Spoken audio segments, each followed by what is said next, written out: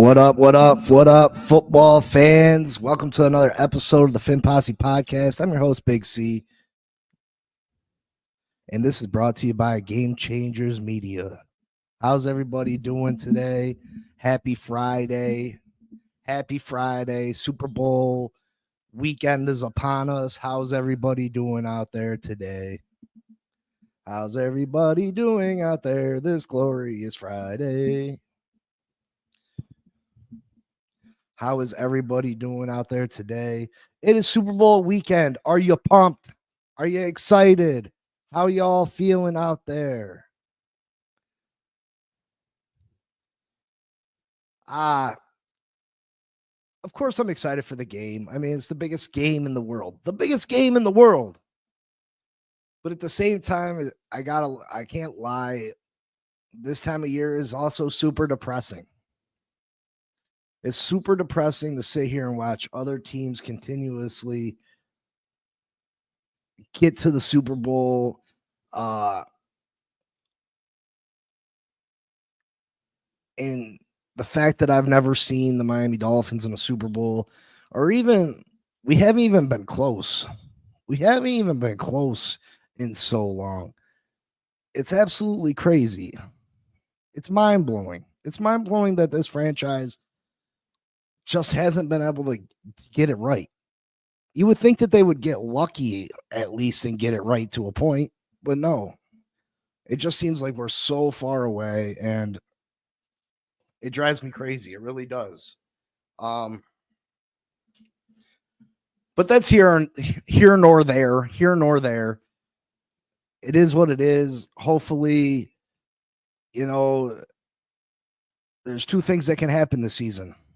There's two things that can happen this season coming up. Either we do fantastic and we compete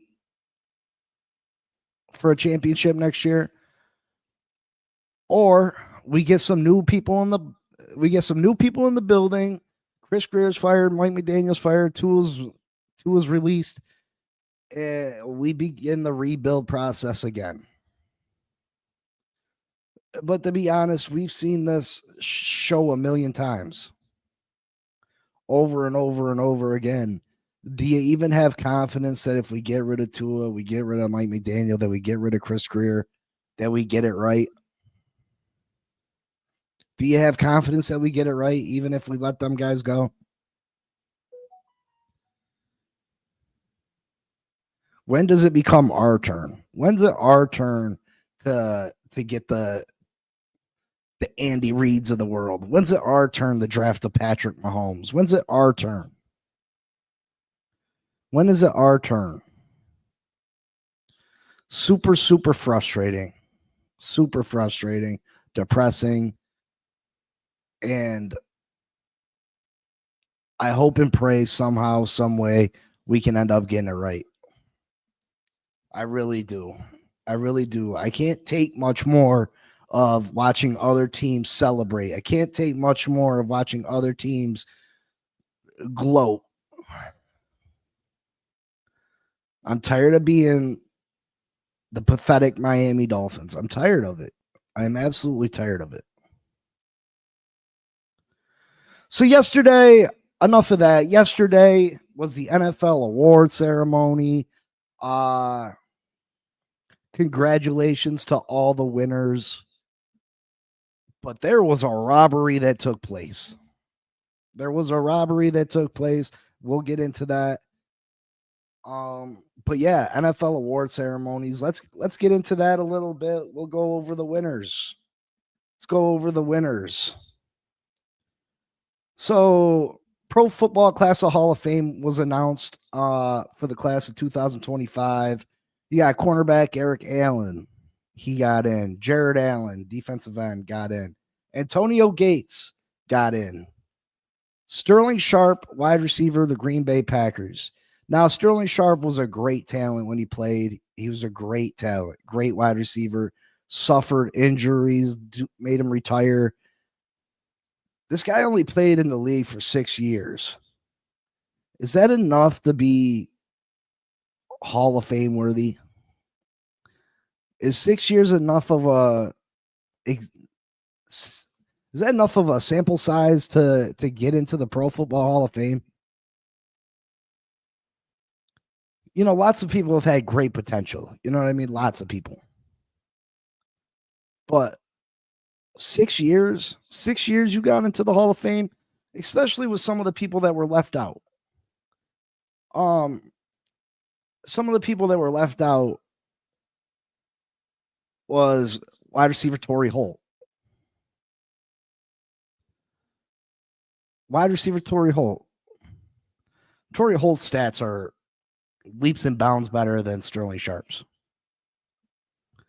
Steve Smith Sr. leaps and bounds stats are way better than Sterling Sharp's. Terrell Suggs left out.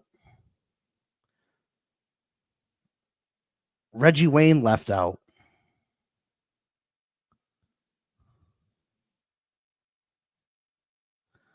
It's just I just don't get it. Like I said, taking nothing away from Sterling Sharp, I just don't know if 6 seasons is enough. You weren't able to contribute enough to the game of football in 6 seasons, especially getting in over names like Reggie Wayne, Torrey Holt, Steve Smith Sr. Eli Manning was left out. I have mixed feelings about Eli. Eli is a 2-time Super Bowl winner, though. Eli Manning defeated perhaps one of the greatest teams in NFL history in the New England Patriots in the Super Bowl twice. I just don't know if Sterling Sharp should have made the Hall of Fame over those other names mentioned. I just don't see it. NFL Walter Payton Man of the Year. This goes out to the person that does the most community work in their area, that puts in the extra time and effort to help people out, to help the community, to be a great human being. You know what I mean? They use their name and their resources for the better good of the world. This is a very prestigious award in my mind. If you win the Walter Payton Man of the Year, you deserve to be put on this pedestal. You deserve to be celebrated for everything that you've done. You know, these people, just because they're millionaires and they're supposed to be this, people are supposed to look up to them, doesn't mean always that these players are that. They don't have to be anything more than a football player. And the fact that these people go out and they help people and they try to do better and they try to use their money, their fame, their name to better other people's lives, it means a whole lot. It means a whole lot. I really look up to these guys and I appreciate them to the fullest. So Walter Payton Man of the Year, I look up to them. I appreciate them. Hats off to them. Hats off to everybody that was nominated. But the winner is from the Jacksonville Jaguars, Eric Armstead. Congratulations to Eric Armstead, NFL Walter Payton Man of the Year. Truly well deserved. What a great award. Congratulations to him. Assistant Coach of the Year. Listen, this isn't no surprise. No surprise at all. Assistant Coach of the Year, Ben Johnson, Offensive Coordinator, Detroit Lions. Listen, what Ben Johnson did with this offense in Detroit was absolutely amazing. He could have been a head coach last year. He decided to come back and try to finish things out with Detroit. Obviously, it didn't turn out the way that they wanted to. But congratulations to Ben Johnson, well deserved. He had this Detroit offense humming all year. He did a fantastic job. 100%. I believe that this award went to the right guy. Ben Johnson, great job. Offensive Our assistant coach of the year. Then it goes to the coach of the year. The candidates were Dan Campbell, Kevin O'Connell, Sean Payton, Dan Quinn, Andy Reid. There's no wrong answer on this page. No wrong answer. But the winner was Minnesota Vikings, Kevin O'Connell.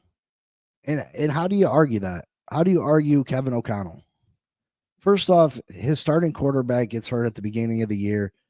You throw in Sam Darnold, a journeyman cornerback that has been nothing more than let's face it, he's been a bust. He's been a bust. You throw in Sam Darnold and you go out and you win. What did they win? 13, 14 games this year? One of the top teams in the league. You're fighting for the division crown all the way to the final week of the year. What a great job by Kevin O'Connell. What a great job. Nobody had the Minnesota Vikings winning 13, 14 games this year. Nobody. Especially after Sam Darnold was inserted to the starting lineup. Brian Flores deserves a lot of credit as the defensive coordinator. He had that defense playing at a high level. But what Kevin O'Connell did with the Minnesota Vikings is nothing short of amazing when you consider Sam Darnold was his quarterback. Now, Sam played at a high level this year. He really did. But he's Sam Darnold. And the fact that you went out and won 13, 14 games with Sam Darnold, absolutely amazing. Well-deserved. Of course, Dan Campbell. Dan had a stacked team this year. Sean Payton, he did a wonderful job with the Denver Broncos. He did a wonderful job with a rookie quarterback, Bo Nix, who no one thought was going to be able to come in and be a difference maker. So great job by Sean Payton too. Dan Quinn took Washington to levels that we didn't see coming. Now, how much of that was Dan Quinn? How much of that was Jaden Daniels? Hey, that's to be argued. But Dan Quinn did an awesome job with the Washington Commanders. And they're going to be a scary team moving forward. I really, truly believe it.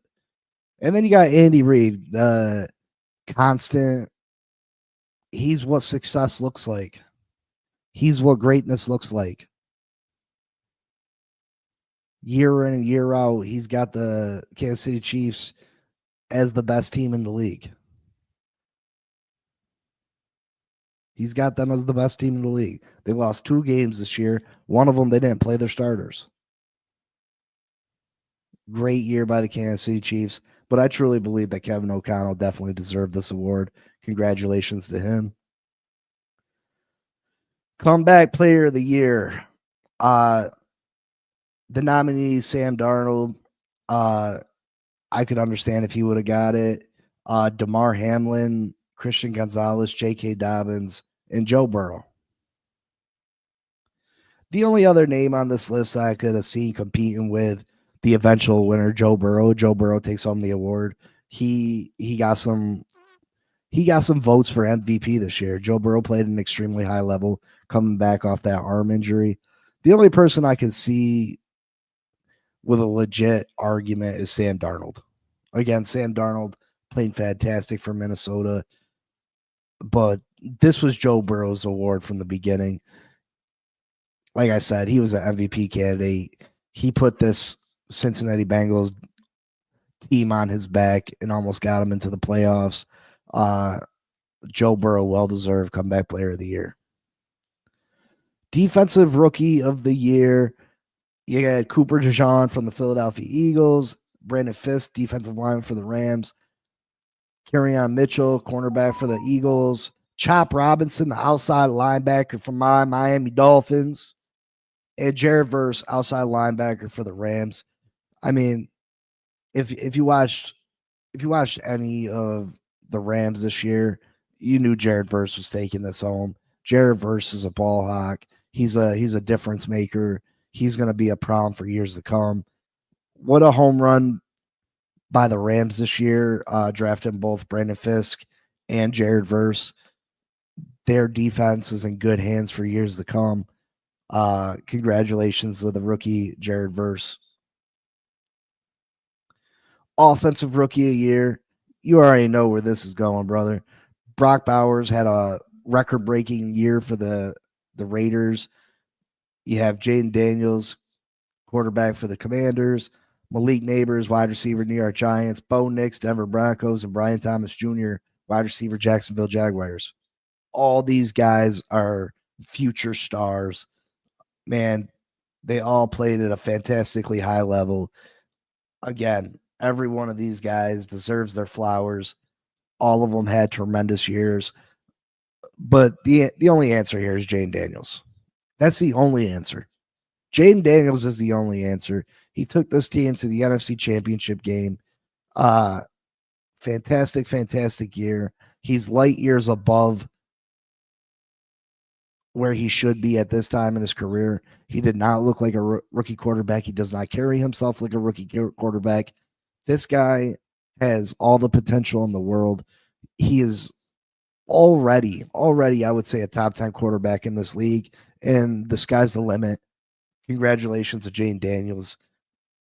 This ain't going to be the last time you're going to see him picking up some hardware at this award show. Trust me. Defensive Player of the Year nominees. You had Zach Brown, linebacker, Philadelphia Eagles, great year. Myles Garrett, defensive end, Cleveland Browns. We'll see how long he's going to be in Cleveland for. Trey Hendrickson, defensive end, Cincinnati Bengals. TJ Watt, Pittsburgh Steelers. And PS2, Pat Surtain, the corner for the Denver Broncos. All these guys, well-deserved. Hendrickson had a great year for the Cincinnati Bengals, one of the lone bright spots for that defense. TJ Watt is TJ Watt, always a hassle, always a game wrecker. Myles Garrett, maybe the most physically dynamic defensive player in all of the NFL. He's won this award twice already. Great talent. The winner of this award was a little surprising. First corner that's won it in quite a few years. Pat Surtain the second. PS2. What a great year by PS2. This Denver Broncos, they were a playoff team. Sean Payton had them doing great things. PS2 was the leader of that defense. He's the definition of a shutdown corner. Great player. His dad was a Miami Dolphin. He was a great player. What an honor for him to win Defensive Player of the Year. This is not typically a cornerback award. This is usually someone that racks up a bunch of sacks. So for him to win it is definitely a sign of how great this guy is. This just shows how great this young man is. I wish Miami would have traded for him a couple years ago. It just didn't. It fell through. But Pat Surtain the second is the truth. How's everybody doing on this beautiful Friday? Are you ready for the Super Bowl? What's your plans? What you got going on? You cooking anything good?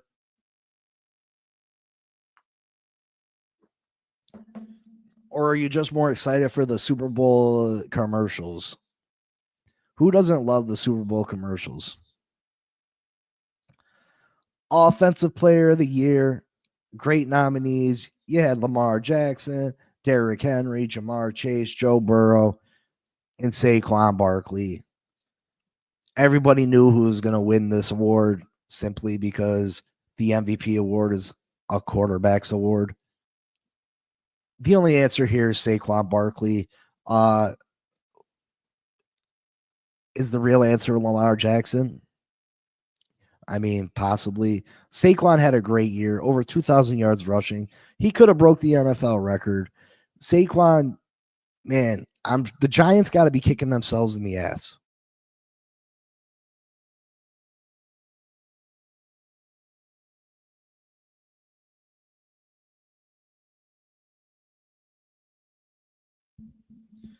One of the greatest years in NFL history. Saquon Barkley, over 2,000 yards. Imagine the amount of touchdowns he could have had if Jalen Hurts wasn't his quarterback. Jalen Hurts probably poached 10 to 12 touchdowns away from Saquon. His numbers could have been through the roof. He could have legit had the greatest year of any running back in NFL history. Saquon Barkley had that type of year.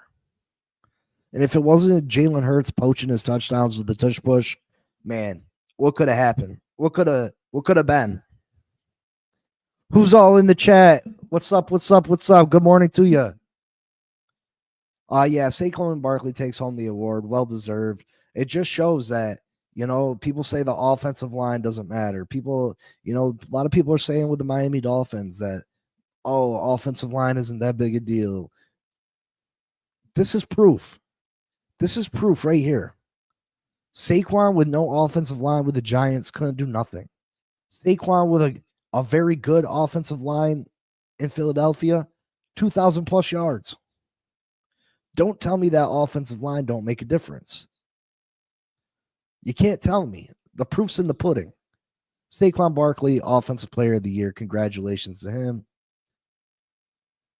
And this is where things hit the fan. The shenanigans began. The NFL doing up to their shenanigans. The NFL up to their shenanigans. Most valuable player. The nominees were Lamar Jackson, Jared Goff, Joe Burrow, Saquon Barkley, and Josh Allen. Ladies and gentlemen, Lamar Jackson was robbed. Lamar Jackson was robbed. The NFL robbed Lamar Jackson of a possible third MVP award. They would have put him in rare air. There's only a certain amount of players that have won 3 MVP awards. And this was Lamar Jackson's year to do this. Now, don't get me wrong. I'm not being a hater. Josh Allen had a fantastic year. His best year as a pro. This was Josh Allen's best year as a pro. But Josh Allen did not, I repeat, did not have a better year than Lamar Jackson. He didn't do it. Lamar Jackson, stats across the board, had a better year. Lamar Jackson had the better year. Make it make sense. If Lamar Jackson's got more touchdowns, more yards, less interceptions, if he's got better stats across the board, how does Josh Allen win the MVP? How does Josh Allen win this MVP award if Lamar Jackson's better across the board? I feel like they gave this to Josh Allen because it's not right, and I think things like this need to change. Oh, well, Lamar's already got 2. Let Josh get this one. Are we serious? Is that the way we're going about things? Is that the way we're seeing things this now in this woke culture that we're in? Well, it's all right. He's already got 2. Let's let Josh get the. No, give the most deserving player the award every time, all the time, twice on Sundays. The numbers don't lie. Give the person who deserves the award the award. Lamar Jackson should have been named MVP.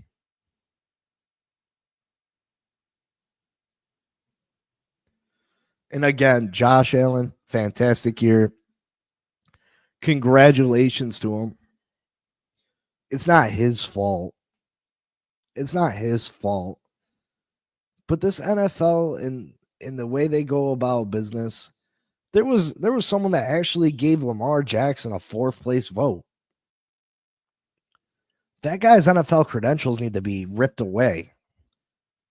In what world is Lamar Jackson the 4th place person?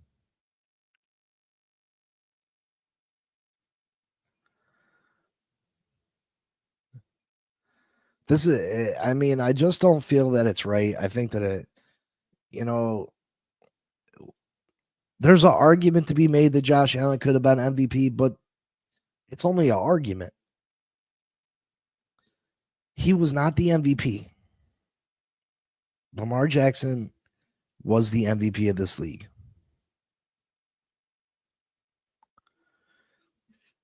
But again, nothing you can do about it now. Congratulations to Josh Allen. He played great this year. He just didn't play as good as Lamar. He just didn't play as good as Lamar. But congratulations to him. It is what it is. What can you do? What can you do? I mean, I'm not. I think it's wrong. I do think it's wrong, but at the same time, Josh Allen is a worthy player. You know what I mean? Josh Allen is a great player. So I'm not terribly. It's not like Jared Goff stole it from him. You know what I mean? Josh Allen was close. Josh Allen was close. He just was a little bit behind. And a little bit's enough. A little bit's enough. As long as Lamar Jackson was better this year, Lamar Jackson deserved the award. That's my 2 cents.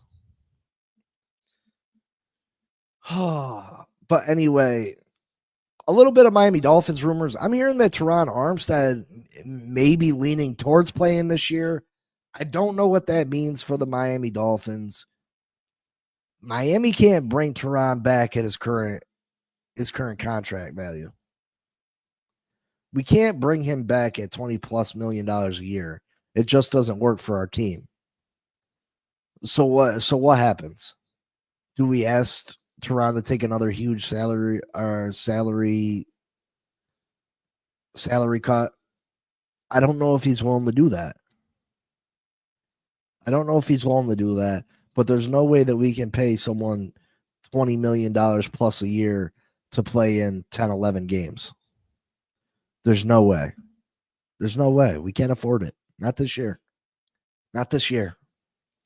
There's a bunch of other holes on this offensive line, on this team. And to be honest, bringing him back doesn't necessarily eliminate a hole on this offensive line because he's going to be missing in action for multiple games.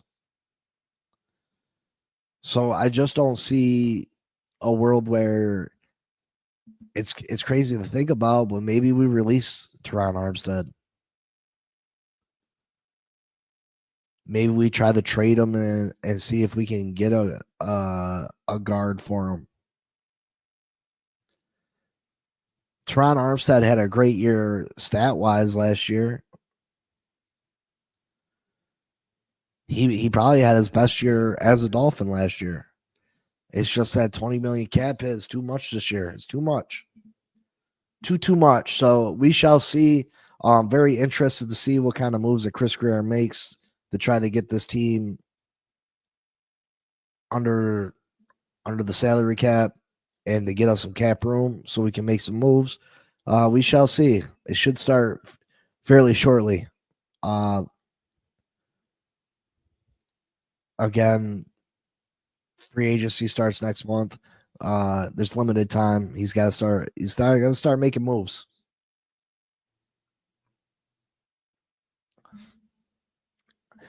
Now, Sunday, we got the Super Bowl. The Kansas City Chiefs, the Philadelphia Eagles. There's things I love about both teams. There's things I hate about both teams. First and foremost, I hate the coaching staff of the Philadelphia Eagles.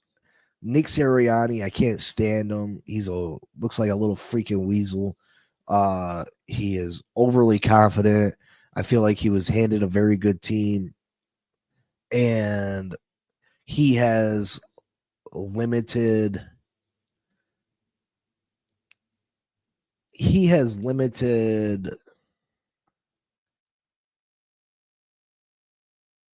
I don't know. I feel like he has very little to do with the success of this football team. I feel like you could put a bunch of people back there as head coach and this team would be just as good. I really do. I think Nick Sirianni's definitely overrated. I hate that he comes off as cocky and super cocky, almost like a mini tough guy. I don't like his style. I don't like how he carries himself. I do not like Nick Sirianni. And then Vic Fangio. I can't stand Vic Fangio just for the fact that he had shit on the Miami Dolphins. He used us, he abused us, and then he left us. You used us for a coaching job. You used us for a big time payday. And then as soon as that Philly job opened up, you went behind our back. You pre-negotiated while you were still a Miami Dolphin. You broke the league rules, which nothing was ever done about. And you dogged us out to the media and you returned to the Philadelphia Eagles. I do not like Vic Fangio. I wish he has zero success. And that's just how I feel. Now, things I love Devontae Smith. I love Saquon Barkley. I love Big Play Slay. I loved Kelsey when he was here. Other things I hate. I hate AJ Brown's crying. I hate the tush push. I hate how the Philly fans act. Things that I love and hate on Kansas City. I hate Pat Mahomes has turned into such a crybaby. I hate the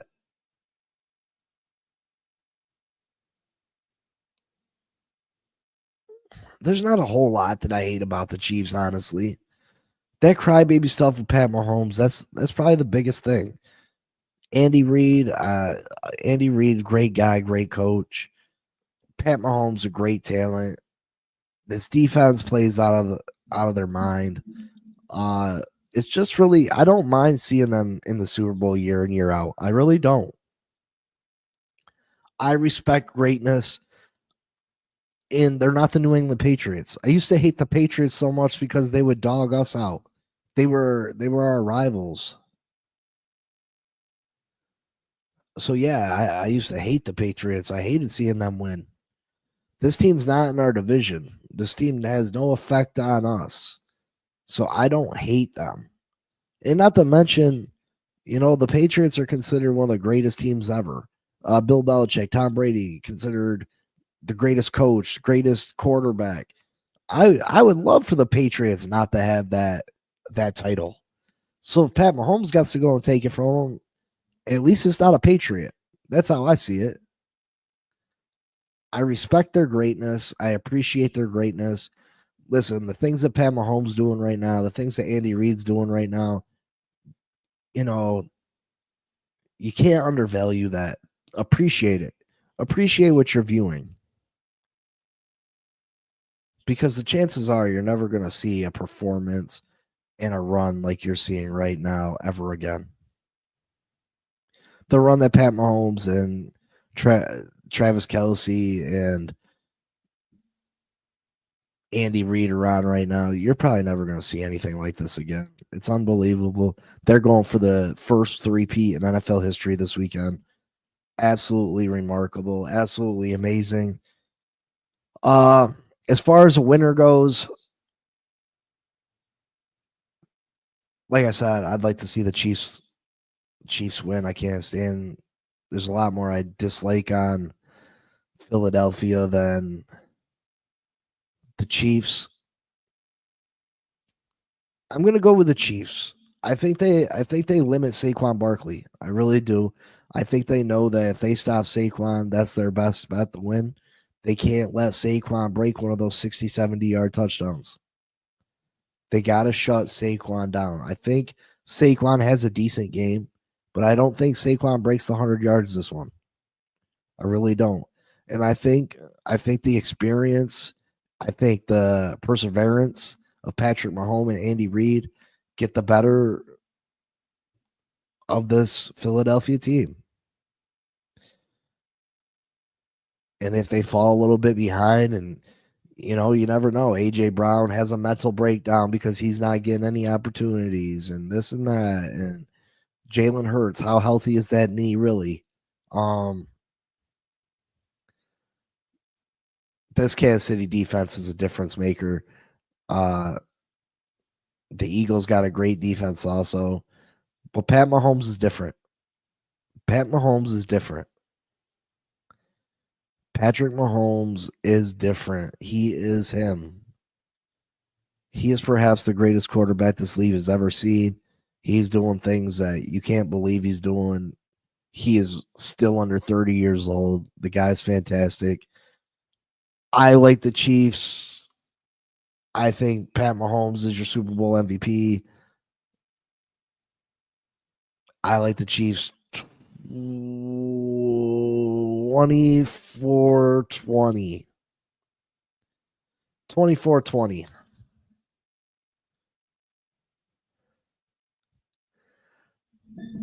But that's my predictions. What's your predictions? Leave them in the comments. Let me know what you think. Make sure you like, subscribe, comment, share. Enjoy the big game Sunday. Me and Mike will probably go live. Join us if you'd like. We'll probably just turn the camera on and let it rock out. I don't know if I'm going to be sitting here like facing the camera answering a bunch of questions, but at least we can interact. So make sure you join us. We'll have a good time. So I'll see y'all Sunday. Have a good day. Have a great weekend. And fins all the way up. Until that next time, peace.